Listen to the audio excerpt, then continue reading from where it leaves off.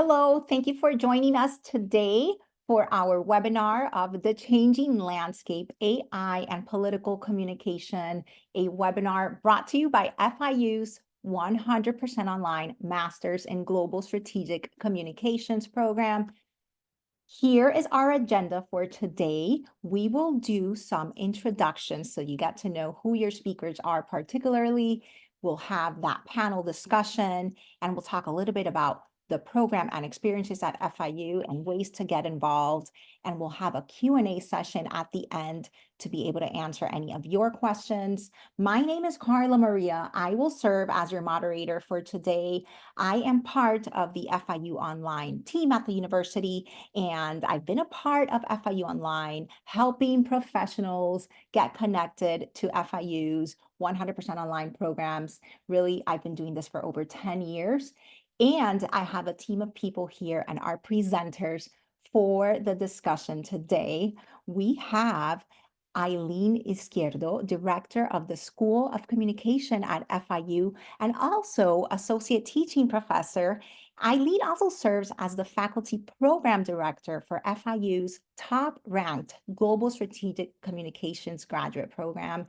And Aileen is a communications professional with more than 20 years of strategic communications, branding, and crisis communications experience, having held executive management positions as Vice President for Communications at Broward College and Florida Atlantic University. She was also the first Vice President for Communications and Marketing at both of these institutions, and the first Hispanic vice president in FAU's history. Aileen earned a Master of Science in Mass Communications from Florida International University and was a heavy hitter in public relations by the South Florida Business Journal. Aileen has also had her contributions to higher education being recognized and published in the book Legacy Makers: 100 Women of Distinction at Florida Atlantic University. And our second panelist, Heather Radi-Bermudez, is Associate Teaching Professor at the School of Communication at FIU and Marketing Director for the Global Strategic Communications Graduate Program. Heather began her career as a public relations practitioner in agency and corporate settings before moving to marketing and internal communications and onto her current and most passionate work in academia and nonprofit organizations. Heather earned her accredited in public relations distinction from Universal Accreditation Board in 2020 and is committed to providing students with hands-on, real-world experiences both in and out of the classroom, bringing them closer to their fields and communities. And she's a dedicated member of the Public Relations Society of America. She is a past president of the PRSA Miami chapter, where she still serves on the chapter as APR and ethics committees. And Heather regularly speaks on topics related to crisis communications, storytelling, ethics, and public relations. And then we also have with us Mayra Langsam, Senior Coordinator for FIU's Masters in Global Strategic Communications program. Mayra is part of the personalized experience our students in the program receive from the very beginning of the program on to graduation. And if you decide to join this program in the future, you will be working extremely closely with Mayra. And this webinar today, again, is brought to you by the 100% online and top-ranked master's degree in global strategic communications and its faculty. And to get us started and just kind of like get the stage running for today's discussion, we are facing a year of super elections around the world and the impact of AI and political communication, and particularly generative AI is a class of artificial intelligence that takes a user's input and runs it through a program that generates content. And then getting a little bit more sophisticated, advanced generative AI leverages deep learning using multi-layered neural networks to generate more and more complex associations between patterns, creating images, text, videos, and other content. And this fundamentally impacts all communication landscapes, but particularly the political communication landscape. And as we move into one of the busiest election seasons in decades, at least 64 countries and the European Union, representing a combined population of about 49% of people in the world, are having national elections. So with that, let's talk about the first question for our panelists today, and that's the role of truth, transparency, and timeliness in all communication. How do these tenets hold true, especially in political communication? Heather and Aileen, the floor is yours. Thank you, Carla, and thank you all for joining us here today. Yes, it's a big year, right? So we've all heard the idiom, honesty is the best policy. It's ingrained in our psyche as human beings, culturally and societally. And, humans have always had the ability to engage in lies, rumors, deception, and some other distortion of the truth. And as communicators, we have historically wrestled with these challenges caused by false or misleading information that impacts our clients, our organizations, our communities that we serve, and even in the political sphere. And as long as there are humans, there will inevitably be falsehoods, conflicts, and wrongdoings that we will need to correct or that will need to be corrected. And as communicators, we must remember that we have an unwavering commitment to stay the course, grounded in the principles of truth and ethical behavior that we apply to the strategic work that we do every day. And with that in mind, we will be able to combat whatever information comes our way, regardless of how it's delivered. Right. So whether it's misinformation, disinformation, malinformation, or whatever that next evolution of information that we have to combat as communicators, we must be prepared at a moment's notice, right, to respond at any drop of a hat. And so you think crisis communications, right? Those hallmarks that we apply in crisis communication, truth, transparency, and timeliness, are the same that we should hold true when it comes to this information disorder. So political communication and as its intersection with new processes and tools such as AI, right? And these are not new concepts. What is new and causing greater concern and challenge is the speed and frequency at which this information is being spiraled around our world. And in 2020, there was a study by the Institute of Public Relations that found that more than 2/3 of Americans see disinformation as a real threat to our democracy. And as large of as a concern it is for Americans, it's even bigger a concern, you can imagine, for communicators.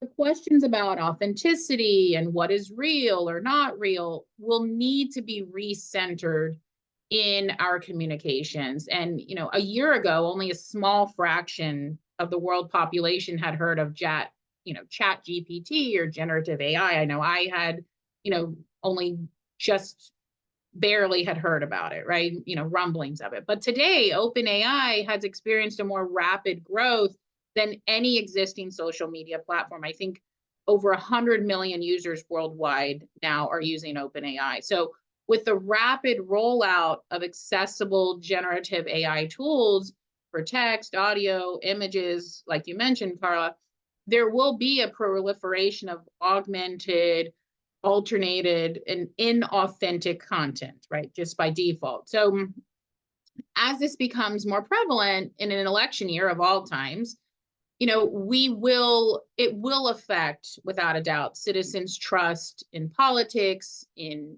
content, and any other type of information. So that is really why those tenets, it is so paramount to maintain and uphold truth, transparency, and timeliness.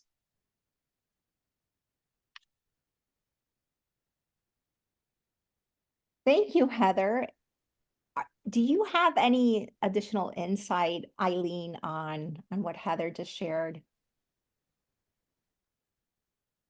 So, I mean, I think Heather said it beautifully, right? I mean, and it may not be super sexy, especially when something like artificial intelligence sounds so sexy, and maybe we even have images of, the robots coming through and taking over the world, right? But those elements that are so fundamental, they are so true in our day-to-day lives, in our interpersonal relationships.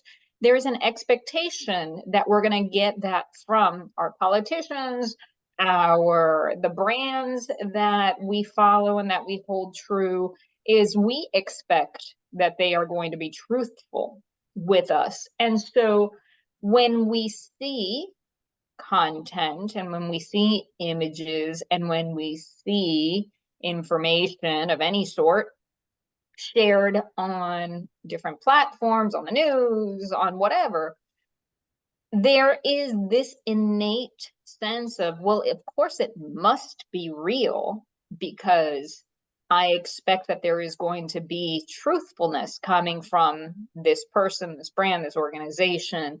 And if it is proven otherwise, then yes, there is a seismic shift in terms of the consumer of that information, in terms of, well, now what can I believe? Can I believe anything that is shared with me?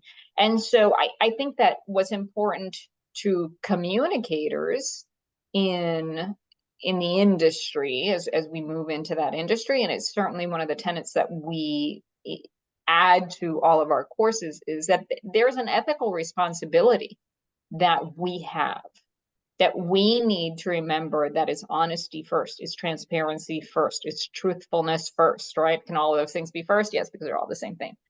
So the idea that if we don't start with that as a basis, we can't really expect that we're going to go too far. It's going to implode in on itself. So I think that before we get too far in anything, it's really that understanding that these are the fundamental and foundational aspects of an industry that has a code of ethics, that has a compass by which it guides itself, and an expectation that those individuals who study it, who practice it, who live it, who profit from it through their salaries or what have you, that we're going to live by that code. And then our responsibility to inform, educate, motivate, and really engage our clients, the organizations for, that which we work for, those CEOs, the people in the C-suite, the boards, to whom we are responsible, that this is kind of the way it needs to go, that we need to work off of that foundation of ethics, of truth. And if they can't come on board, then maybe that's not where we need to be. So from the perspective of how Heather laid it out, I really do think that it is the most important component of this conversation and many conversations, that we start with that as a fundamental. Thank you, Aileen. And, using that as a support for our next question in our discussion, and kind of like what we've mentioned earlier, as we face a year of super elections around the world and the release of advanced AI tools and systems that enable all sorts of generation of text, images, sound, and video, will there be a potential change to the landscape of political communication? So, I mean, there's definitely the expectation that there will be changes. There are changes every day with new technologies and new issues that come through. And as we know, this concept of wholly generated, so completely generated, or even significantly altered content, is something that can be used to impact how elections go in a variety of ways, pro and con. specifically this idea of generated content being tied to elections can actually create an environment where you have voters who are deterred from even exercising their right to vote because something has been manufactured. There's a manufacturing of an event that features perhaps a generated depiction of a candidate, and that becomes difficult to debunk because it gets and gathers steam. And then it is this constant process for that candidate, for that team, for that administration to then work to try to prove the negative. It's also something that very easily can lend readers and viewers to see maybe even authentic information as false or as generated to avoid maybe an uncomfortable question around accountability, and particularly in the face of true scandals that could impact political campaigns. So there may be truths that are being put out there, and the receiver of that information is questioning it. Oh, is this accurate? Can I really believe this? Do I think that this actually happened? The process of AI also tends to speed up information operations, and it can actually manufacture this perception that there's a consensus around political views. Oh, everybody feels this way. Everybody knows that this is happening. Everybody, is on this same bandwagon, and that sways public opinion. It exacerbates divisions, perhaps. It can deceive voters, and it can undermine that trust in the electoral process. So all of these are tentacles that stem out of AI being utilized in a negative way. And so, unfortunately, the onus then falls on the voter, on that general consumer of news, on all of us, because it is an exercise that we all have to do. That is our responsibility to, within our capacity, to fact check, to view news and information through different and various outlets, not just from one outlet, to go to the source if and when we can, and try to determine the veracity of a statement. Is that what's actually being said by, in this case, a political candidate? Try and determine whether or not a thought, an idea, an initiative is really aligning with what that particular individual has been saying. And it's a lot of work. It really is a lot of work on us, on the consumers. But if we don't make the commitment to be completely involved in this process, to be as immersed and as educated as possible, then we really find ourselves being at the risk of being misled, of being misinformed, of being malinformed. If we just sit back and take in that which is fed, how do we know? And it really does ask a lot of the nation, of the different nations, of the individuals who reside and who are ultimately affected by the outcomes of all of these elections. We have to do our homework, and we're busy, and it's just so much easier to turn on whatever, or swipe on whatever, or flip to whatever, and just take what is being said as fact. But that's a disservice to each of us individually, and it is a disservice to the political process as a whole. Thank you, Aileen. And now, Heather, would you have anything to add? I would just reiterate that point of responsibility, right? It's on us as a society, as a people, not just as communicators, but as citizens around the world, global citizens, to ask questions, right? The AI is the machine. We are not machines, right? We have a responsibility, as Aileen mentioned, to ask the questions, to listen, to ask that of ourselves, of our, fellow citizens. And that's where I believe, we're going to be able to discern what is accurate and what is not, what is authentic, what is not, whether it's a deep fake, whatever that is. We do have that responsibility. I would just, reiterate that point, because I think that, as Aileen mentioned, with all of the information coming so fast and furiously, we sometimes are just taking it in, by the time we have time to process it, we've moved on to the next thing. And I think we do have that responsibility to ourselves and each other to ask questions, to listen, and to really be part of that process. Thank you, Heather, and thank you, Aileen. And well, as going off of what you shared, what you just shared, Heather, of being active, how and what do we do to protect the integrity of political communication? I think it comes back to those tenets, those foundations, those cornerstones, right, of communications, and that trust and transparency and timeliness. I know, like we already mentioned, but really that trust, right? If that trust is there time and time again, then we are going to know that if misinformation gets out there, or malinformation, or something that is not accurate or authentic, then that trust will already have been established with said politician or community or organization or whomever that constituent is, right?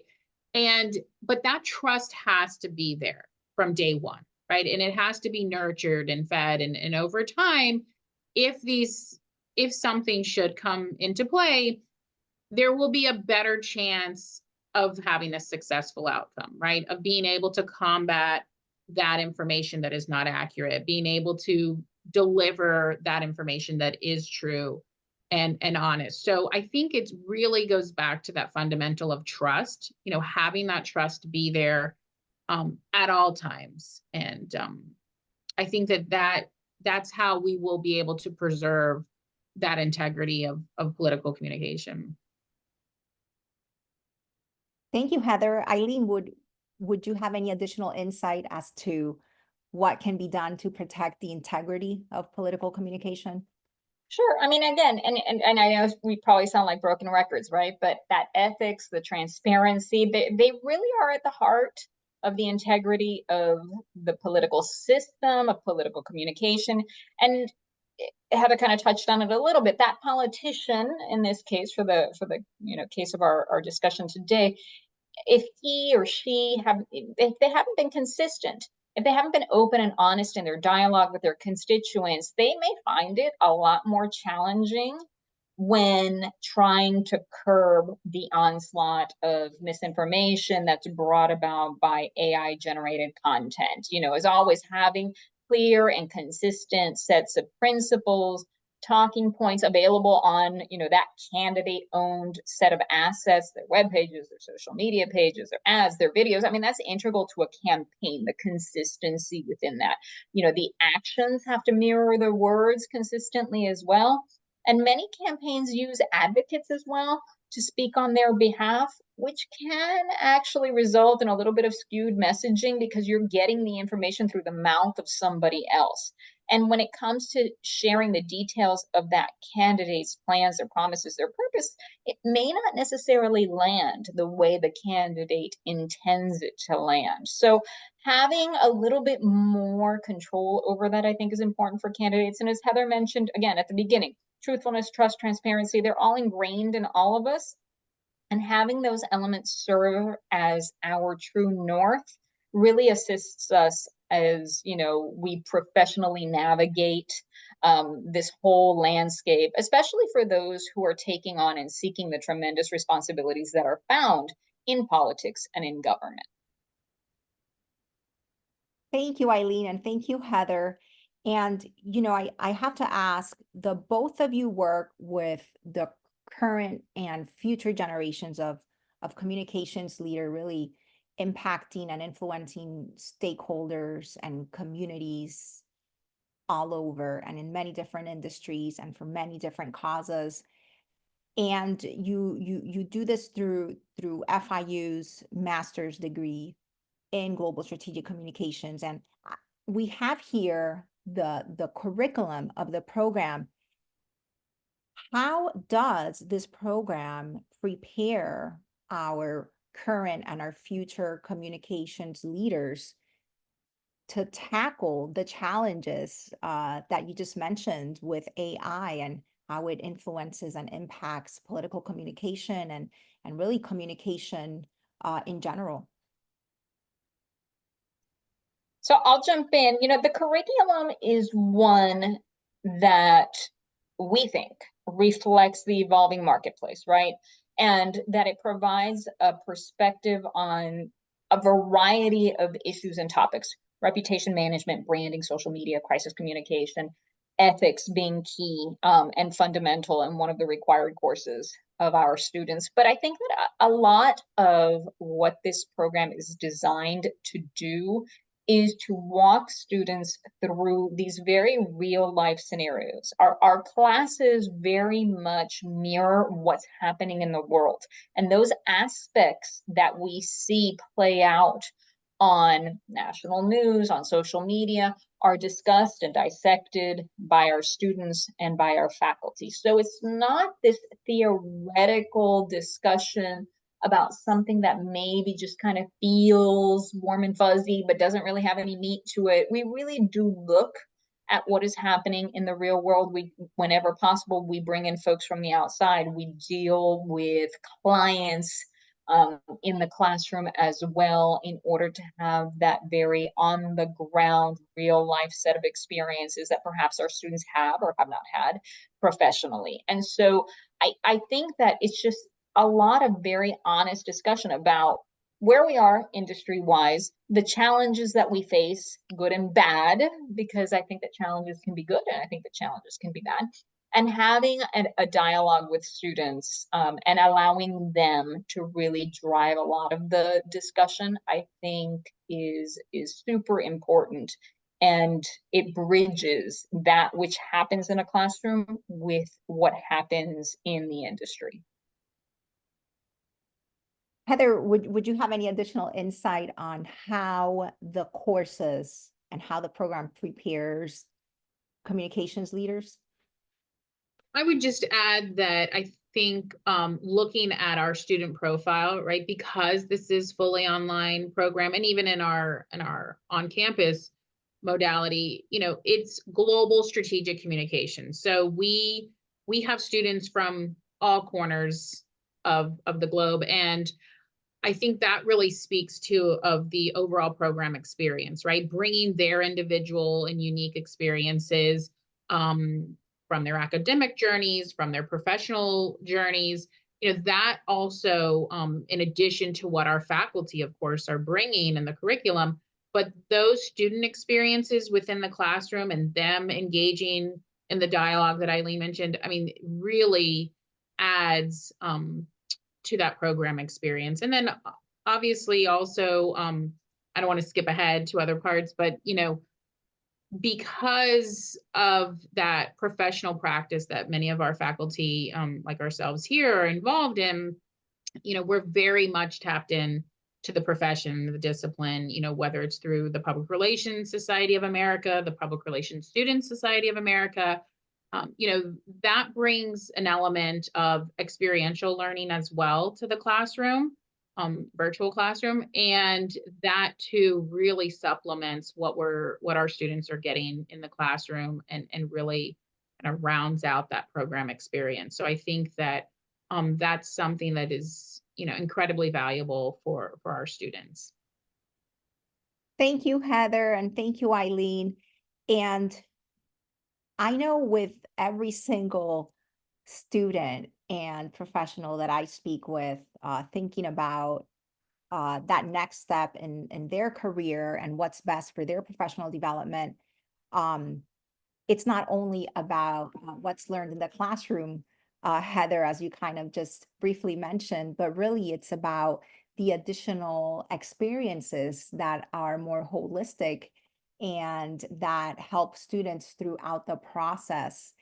And I guess let's talk about how this program, through its additional experiences, help students and help future communication leaders.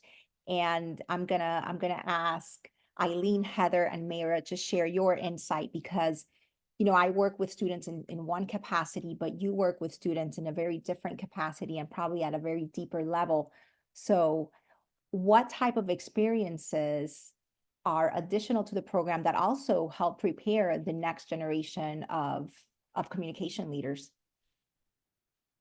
So I can start us off and kind of hand it off to my colleagues. So to my earlier point about, the Public Relations Student Society of America. So our William C. Adams chapter of the Public Relations Student Society of America, it's the student component of the Public Relations Society of America, PRSA, which is kind of the gold standard, if you will, the professional organization of not just public relations, as its name implies, but of all strategic communications and integrated marketing communication. So having that affiliation, having a student chapter within our school is huge for our students, right? Students, and we always, encourage our students to be involved in a professional organization, make those connections. So much of what we do in our discipline is based on the relationships that we have, right?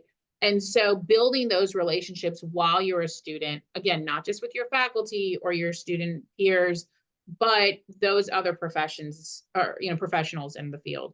So you get that rich connection when you're a member of a student organization like PRSSA. There's that. There's also our Bold Strategic Communication Agency, which is a student-led strategic communication agency. It's the only one of its kind at FIU. We're very proud that our School of Communication has that and that it's available to our graduate students. They are, whether they've worked in agencies or on client projects before or not, they have the opportunity to be part of the Bold agency, work on real client work. This is not hypothetical, project-based projects.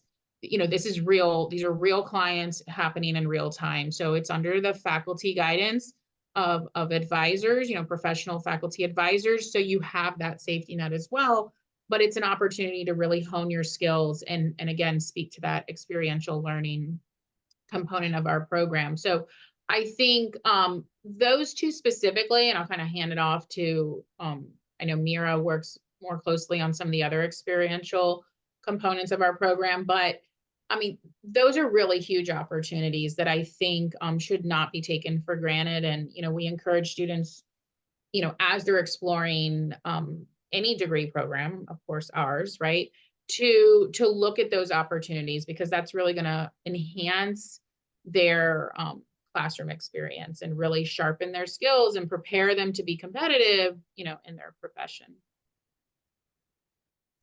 Thank you. I can speak to our Bold Student Agency. This is a wonderful opportunity to gain credit while getting real world experience. Our graduate students act as managers, agent managers. So they're getting that, okay, I'm working with a real world client, I'm working with a team, I'm representing myself and what I can do and what I've learned in the program in a real world environment. So we always recommend that students kind of participate in these opportunities to get these real world experiences as often as possible.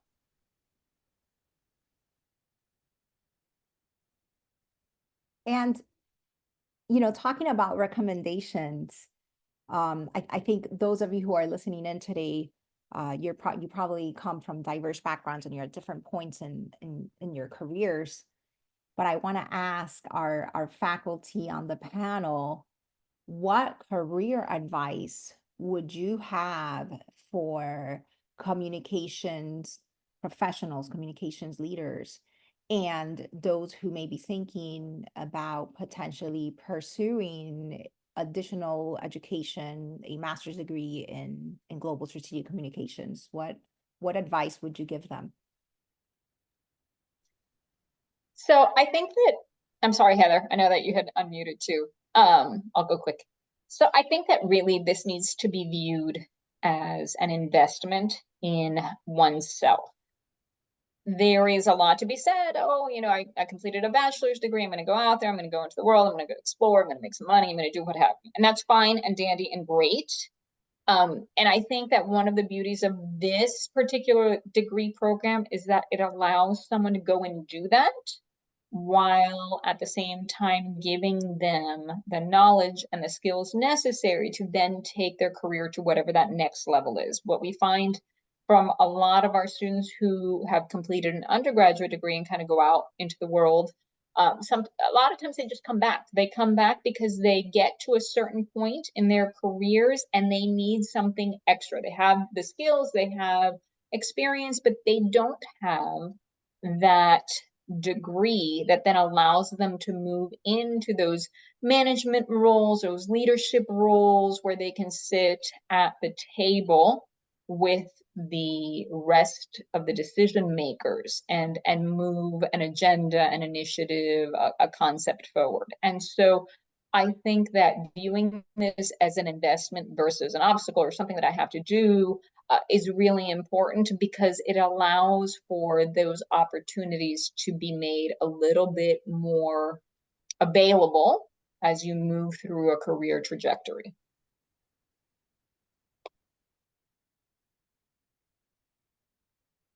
Heather, would you have any? She took the words out of my mouth, but yes, it's an investment. Advice I would give is it is a big decision. I would agree, it's an investment. But I think, ask the questions, right? What are your career goals? Where, we have a lot of students who come over, they want to just have a deeper understanding and knowledge base in communications.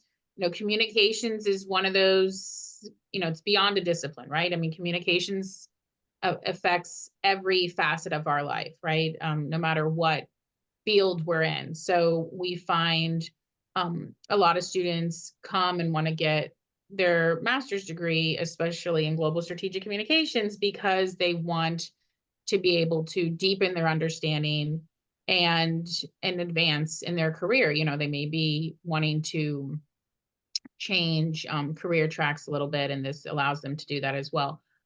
Advice I would say, just be involved, right? Build those relationships while you're a student, make the connections with your faculty members and your peers, and make the most of the opportunity while you're in the program. And we are all still tapped into the profession, right? So the more that you build those relationships, the more you'll be able to, continue to advance your degree.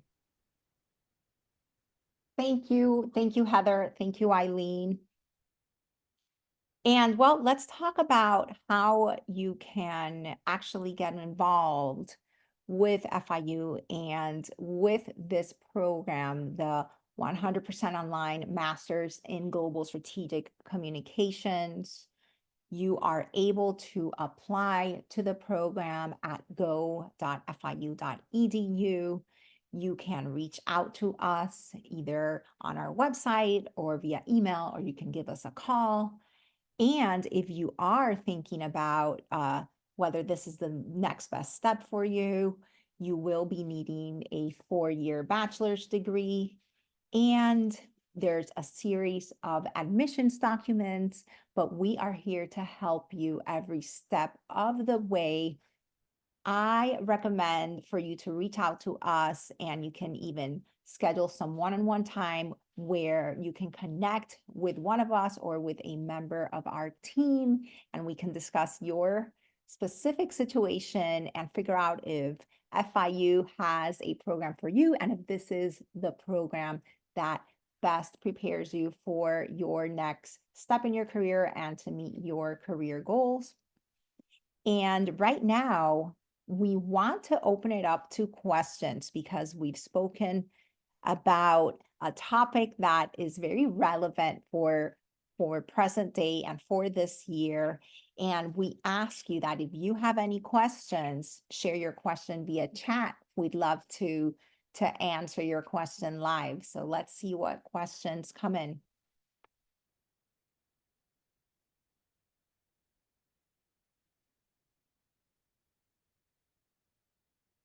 Okay, our first question is, how do we impact communicators that work on the teams of politicians that are willing to use false AI generated information?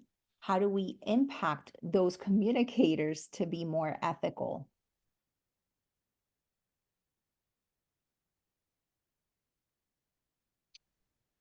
I think, I think we mentioned it earlier, and Eileen might want to add to this, but I think that, it's with anything, right? If you have a client whom from the jump is, involved in some unethical behavior, I mean, that is an ethical question for yourself, right? And for you as a communicator, if I'm understanding the question correct, right? So I think you have to first discern at what level you're going to engage, right? And it's your job as a communicator to advise on maybe how this should be handled. Maybe we should rethink going into this in this unethical way that you, client, organization, or politician, are proposing that we do this, right? So I think that as communicators, we have a responsibility to make that counsel and that advisement to whomever that, right? In the case of this question, the politician. What we do beyond that, right? If they say no, I think that then raises your own ethical question of how much you then continue to engage, right? I think that, going back to that, maintaining the integrity of any kind of communication, particularly in political communication, it starts with us, right? Us as communicators, trying to uphold those tenets and uphold the integrity of the work that we do, and to ask those questions and to make sure that we are being honest and making sure that we're holding others accountable. I think that accountability is really important as well. Not sure if that answers the question or not. Yeah, I think it does, Heather. We have a second question. How do we advance the idea that AI has its benefits when it's used ethically? So I think that from that perspective, I think that we would be silly to pretend that it doesn't exist. For some, using an AI, a chat, GPT may help them spark an idea, get the ball rolling when they're writing something. I challenge the folks who put in the prompt, take whatever it gives you and utilize it as your own. There's a lot of editing that should go into something like that, a lot of customization that should go into something like that in order to make it true to the brand or to the organization or the client, whatever the case may be.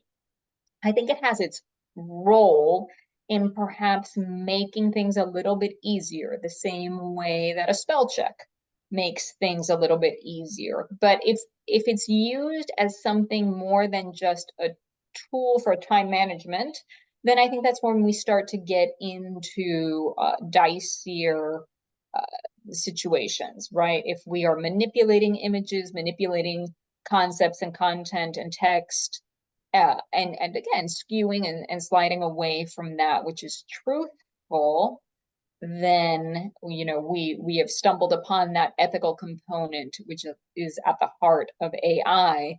So there is no clear-cut answer. Everything really does need to be led by that ethical, professional compass that will then take you from point A to point B to point C. Thank you, Eileen. Well, it looks like those are all our questions for today. Aileen, Heather, would you have any last words for our audience for today?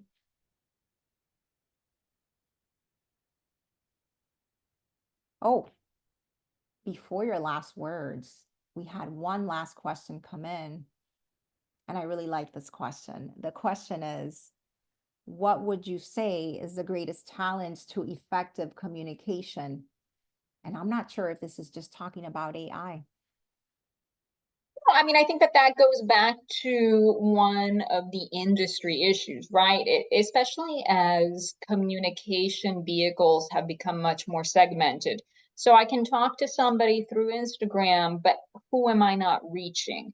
And so I think it's really having an understanding of who the target audience is and through what medium or mediums do they get their information. And so sometimes a lot of people will say, well, I posted it.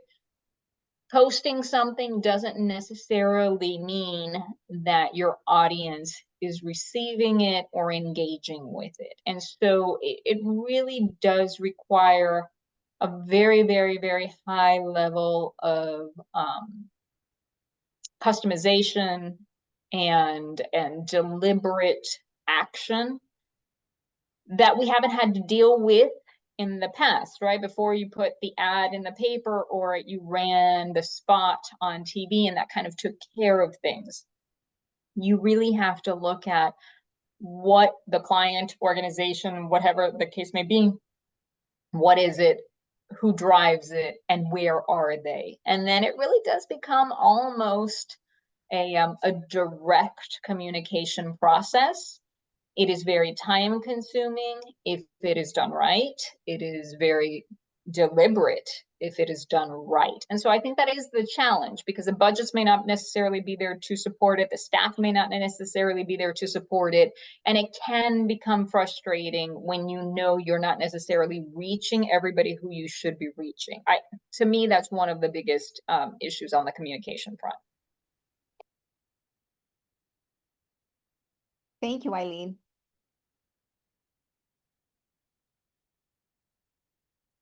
All right, well, I do think that that was our last question. Now, would our faculty have any last words for our audience today? I would just, again, I get it. We're all busy, but do your homework. Do your homework and don't just take it for granted that the information that is being shared with you from whatever source is accurate. Agreed. And I would say never stop learning, right? We're all constantly learning, whether it's through something like our discussion today or getting a master's degree, never stop learning. Ask questions and make sure that you can continue to stay curious. I love those last words. It's very relevant to our topic. And will you share our contact information? We'd love to be a resource for those in attendance today and anyone else who may be either on this topic or other topics. Obviously, getting a master's degree is a big life decision, right? And there are many wonderful options out there, but hopefully we can be a resource and throughout that decision-making process or answer any questions and stay in touch. Mira shared her information here and happy to, build that relationship with anyone. Thank you, Heather. Thank you, Aileen, and thank you, Mira. And thank you to those who joined us today. We hope this was helpful, and we look forward to hopefully connecting with you, hopefully one-on-one, and get to know you and help you figure out your next step. Thank you. Be well.